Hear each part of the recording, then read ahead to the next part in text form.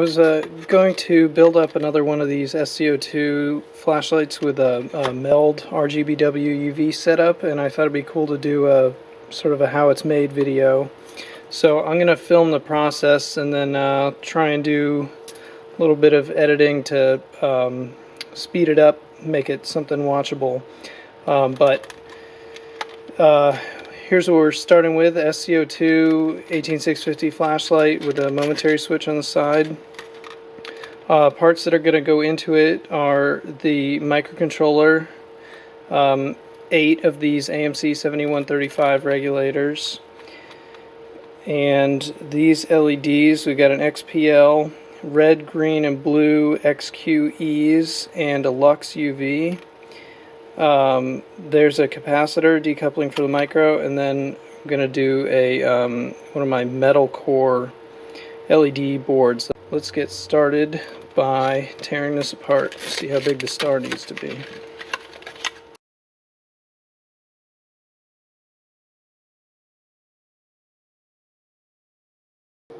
Don't worry, that end mill was broken anyway.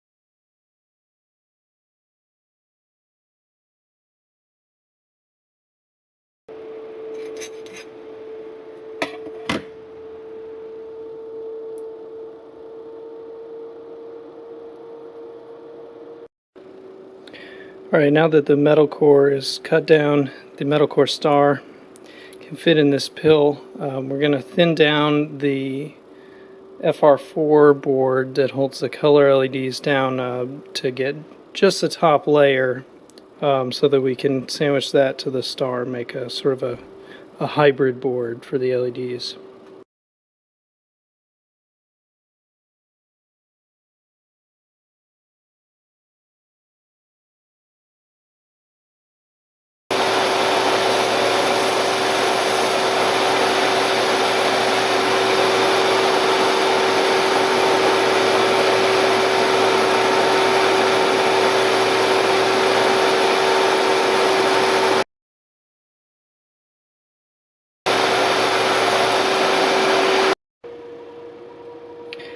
Okay, so I got the multi-LED board thinned down and cut it down to the right diameter to fit in the pill, and then I also notched it out so that when it's layered over this white one, there's access to the pads on the star for the white LED.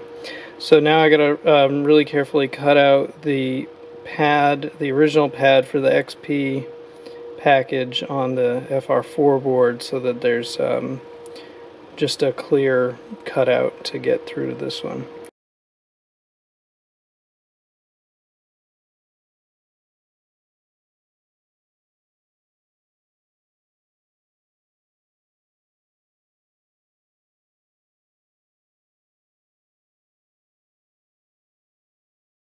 Okay, so now what we're left with is this board that holds the 4 color LEDs and can fit neatly around an XP size, but the XP size comes through so it can be directly soldered to the metal core.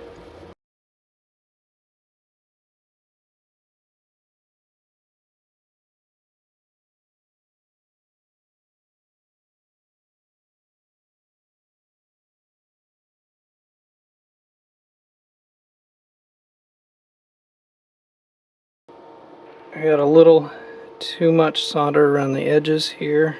It's going to interfere with the board sitting flush, so I'm just going to trim that solder down.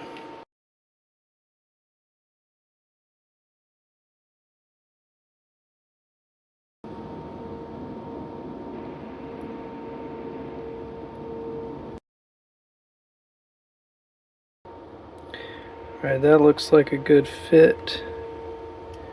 So now I'm going to flow the color LEDs onto the FR4.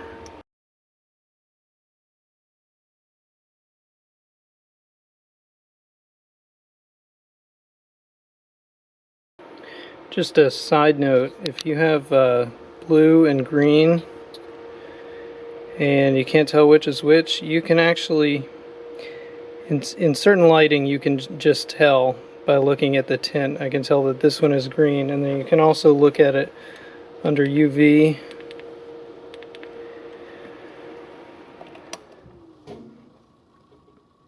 And then you can see clearly the green is the one on the right.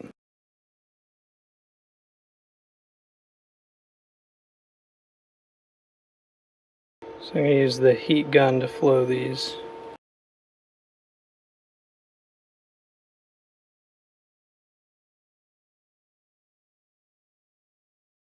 Okay, all the solder joints look good, so we're going to do an electrical test. And the easiest way to test your LEDs is with a multimeter set to the continuity or diode check mode. And if your LED is working and you just connect across there in the correct polarity, you'll see it light up. So there you can see, just by touching across it with the diode check on the meter, I can see it light up. So I'm going to repeat that check for each of the colors. Okay, LEDs are all checked out and there's no shorts and they all work. So now I just need to glue the multicolor board down to the metal core whiteboard with thermal adhesive.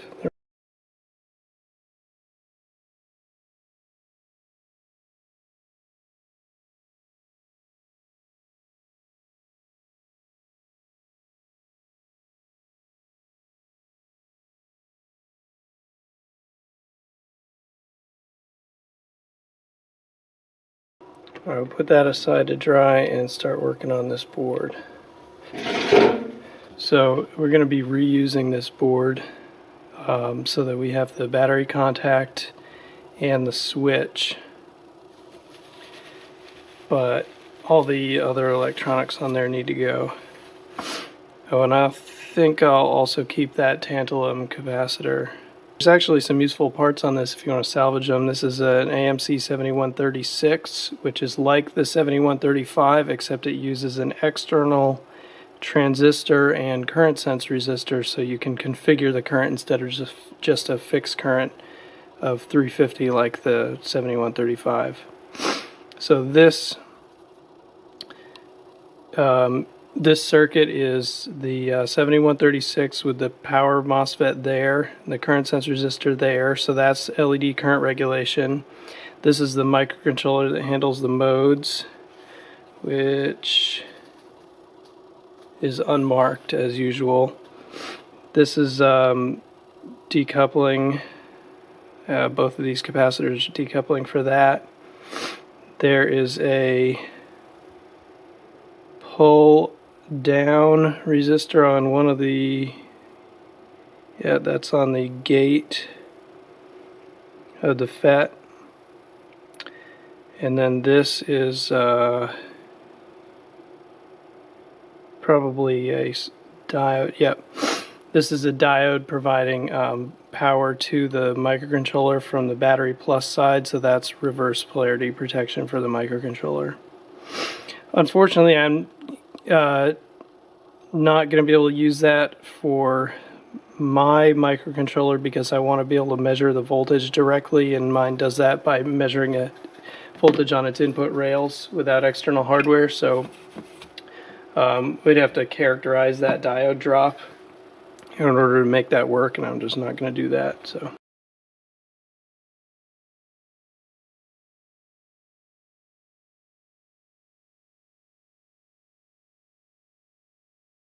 So now everything's removed except for the switch on its daughter board and the big tantalum cap that we're going to use. And we already saw what the original circuit did, and we just need to track things out a little bit better to work out where our connections are going to go. So here I can see this trace from the switch going to that pin of the original microcontroller, so that's where we'll pick up the switch signal. And just to confirm, we can see the other side of the switch connecting to the ground ring. This cap obviously is connected to ground here and plus here. And that's where we'll pick up our plus connection for the LEDs.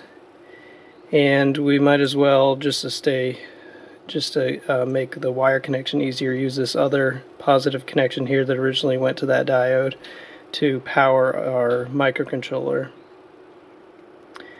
And then we don't really need anything else except we'll use these big thick ground connections here for the ground connection for all the 7135s. And I'm just going to flatten everything out so that we have some good surfaces to mount to.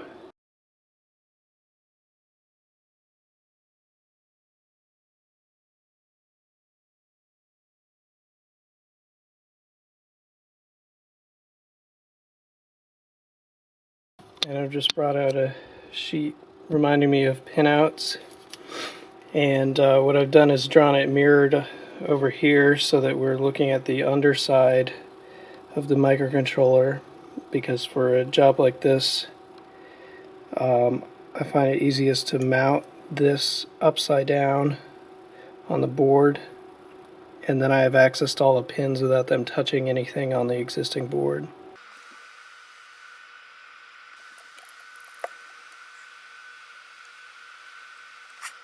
There's a disadvantage of super glue. I got it a little crooked, but that won't hurt anything. So that's set up pretty good.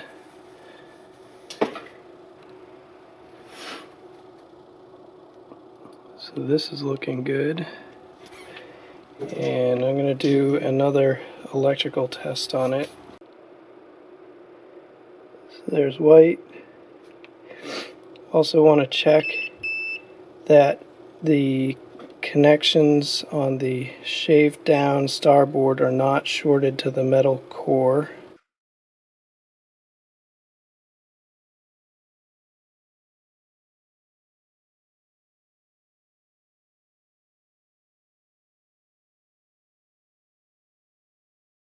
So all the LEDs are good and we have no shorts, so that board is ready. And we can see that reflector fits around it without modification.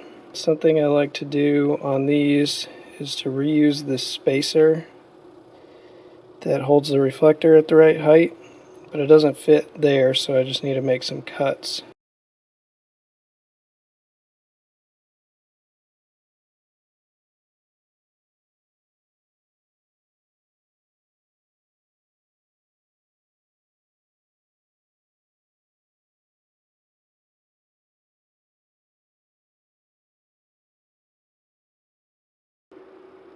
Okay, LED board's ready. So put that aside and go back to this. So the tough part about this is just fitting in all these regulators in such a small space. Because as you can see, we only have up to here. This level is where the top of the pill is. So my technique for really short wire runs like this, I use this 30 gauge Kynar wire, this Y-wrap wire, and I just have some stripped away from the end, and then I'm going to grab with my cutters below a short section of insulation, and I don't squeeze all the way use a very precise amount of force to break the insulation free and pull that out. And now I have this easy to work with section with a little short piece of insulation that I can now tack onto there.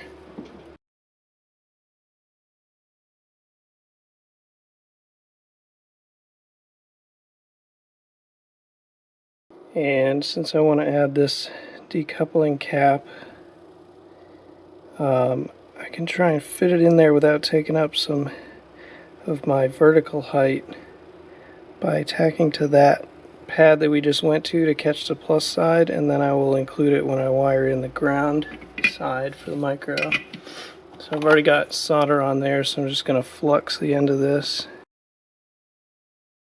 So that cap is now tombstoned up on that pad. And when I do my ground side, I'm going to use this same technique. Take off some insulation, and then we're going to need to run from that big ground pad there to the pin.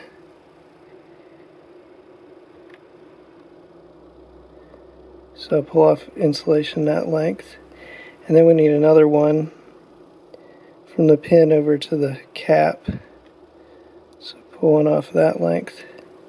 So now I've got my pre-cut insulation pieces, and I can just start with the end that goes down to the pad.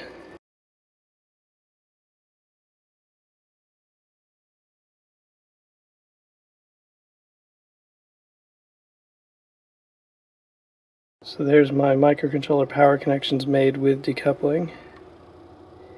And let's get the switch in. Since I've hidden that microcontroller pad, we'll just touch this point to get the switch signal.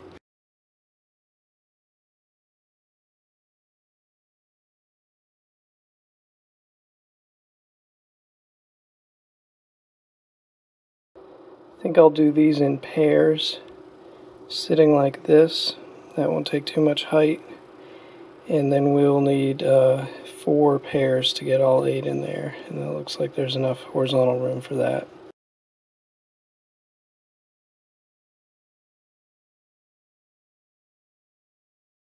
I'm going to do a doubled wire on this one, because that could be up to 700 milliamps on the ground connection.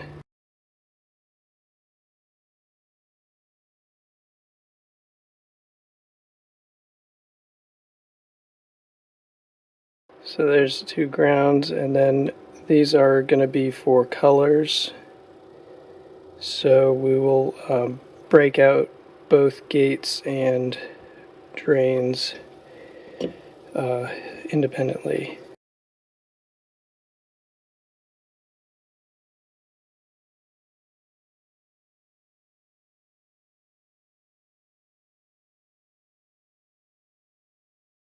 And then we'll make these the blue and green, since those will go on the left side of the chip, and these are going to go on the left side of the board.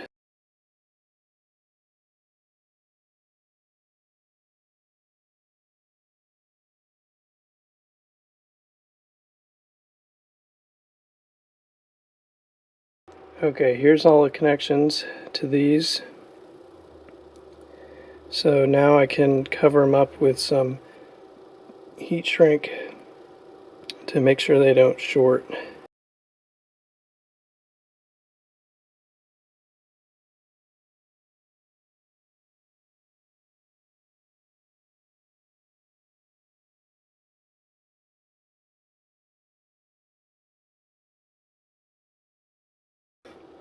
Okay, so those two have their ground connection.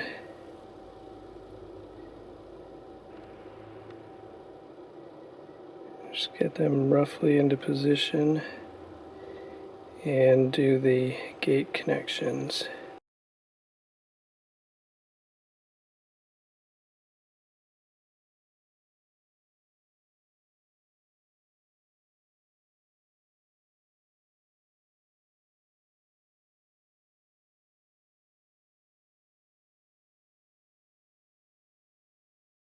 So now that those are on, those have been assigned to specific color channels.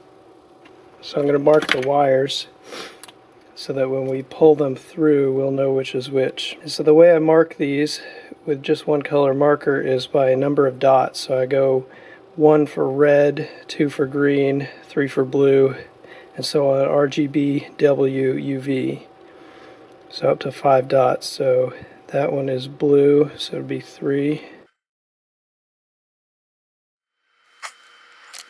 And now we just have to repeat that a whole bunch more times.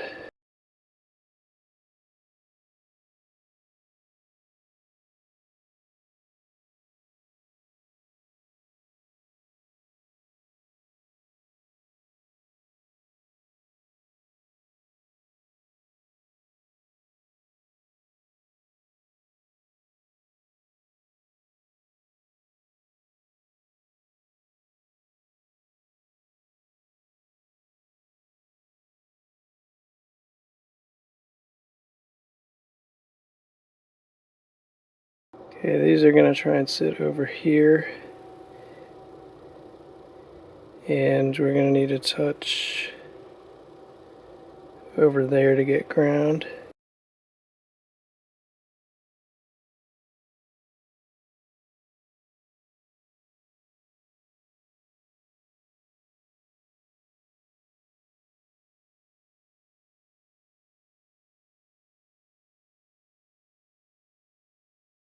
Before I finish up those, I'm going to make the red wires, the positive wires for all the LEDs, because that pad is hiding down under there. So for this, I'm going to do 2 for the color and 2 for the white, for a total of 4, just to make sure we have some extra current capability.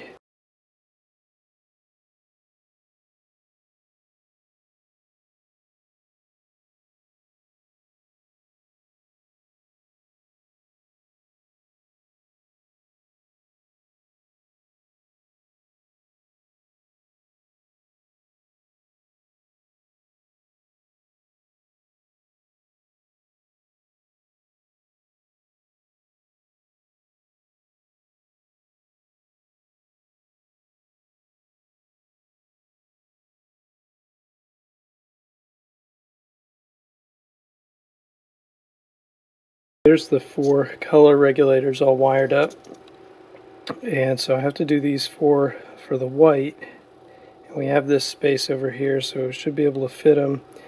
And these are all running a single LED, so they can all be bussed together with all their signals. So I'm going to try to do them just in a single line of 4, and then they can sit vertically this way, take up a little less horizontal room, which we're running short on.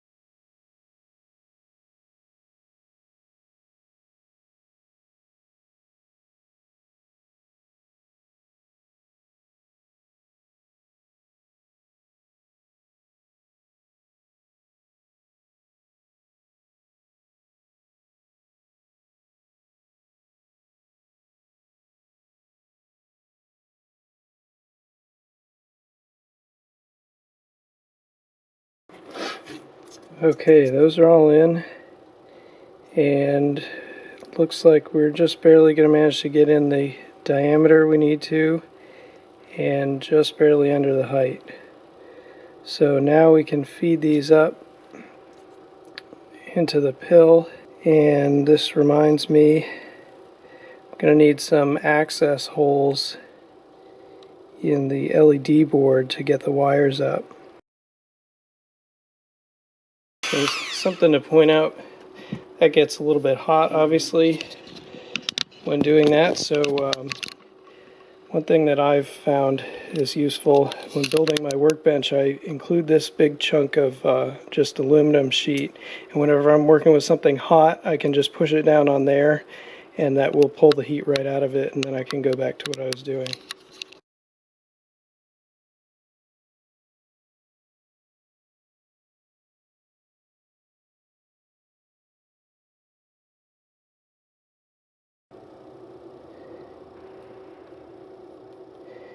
And one thing I almost forgot is that this uses that grounding screw, so we need to bring up some wires for ground also.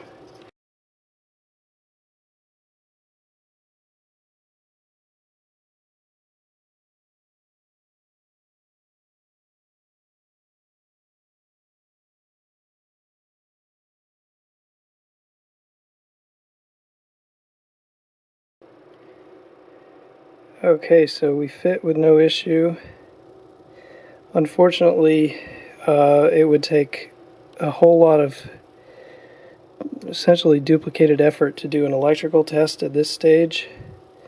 So we might as well just wire the LEDs and then test it then.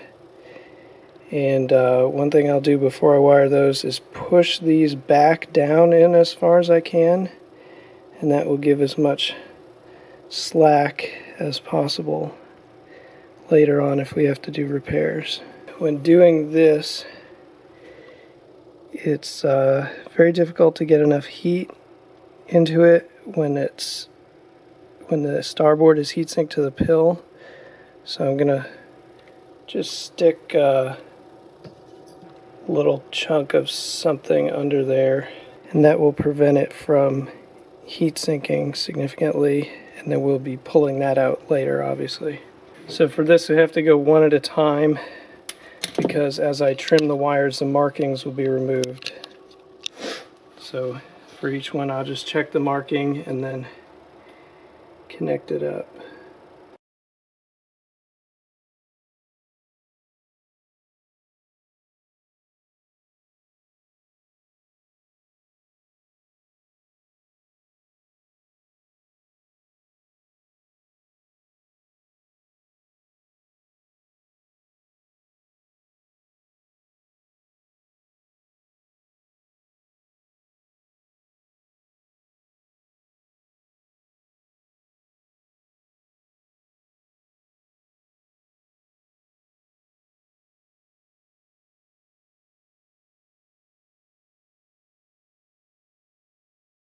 It's definitely safest to do this with a bench supply so you can be current limited, not risk blowing up a battery, and also that will let you get a readout easily on the current everything's drawing to make sure the regulators are functioning. We got white, it's a good sign. We've got ramping.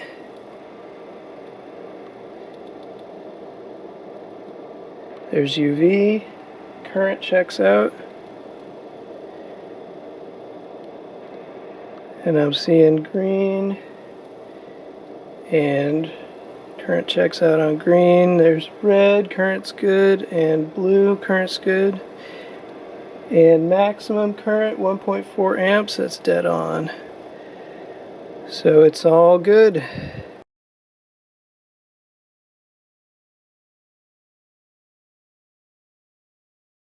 Now, wherever possible, I prefer to use paste instead of thermal epoxy so that things can be disassembled. And we have that luxury here because the reflector is going to provide down pressure. So I just need to get some paste under here.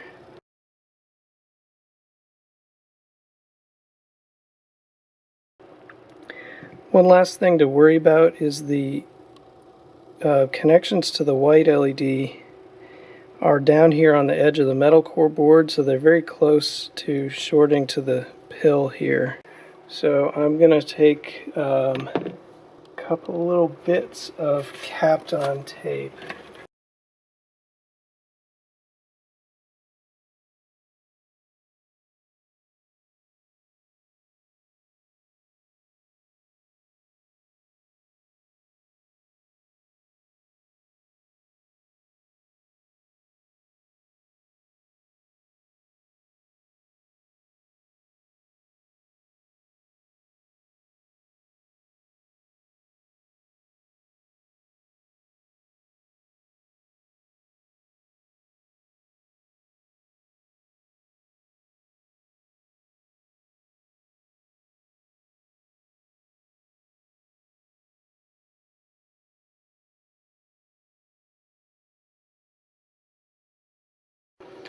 Alright, it's all tightened up.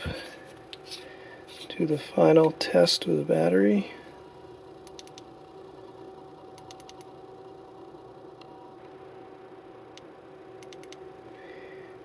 Looks good. So that's the process for building a full-functioned MELD SolarStorm SC02. Hope you enjoyed it. Thanks for watching.